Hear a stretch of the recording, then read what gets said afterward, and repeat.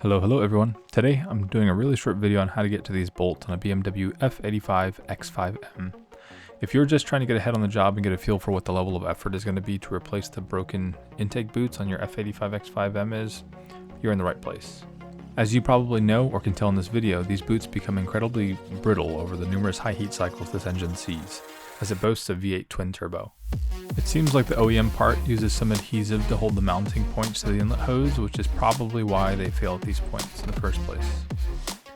Overall, it's a pretty straightforward job. Just be mindful of the positive terminal I point out later in this video. If you touch that with tools while grounded, expect some sparks. I'd recommend covering this with a towel, and just be mindful not to bear down too hard on it, otherwise you'll still connect to that positive terminal through the towel. Or if you'd rather play it safe, just disconnect your battery. Now the first bolt I'm calling out is the one on the passenger side tucked under the existing rubber tube that's connected with a crimp clamp. With a wobble and a Torx bit, this one's pretty easy to get to. Do note that I'm using 1/4-inch drive sockets and extensions throughout this video.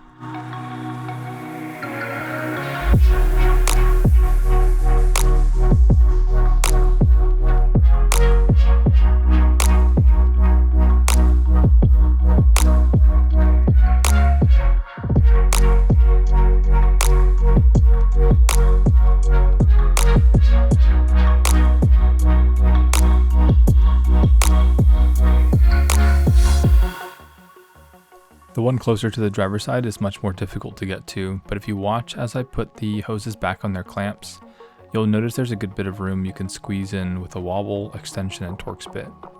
Again, just be mindful of the positive terminal here.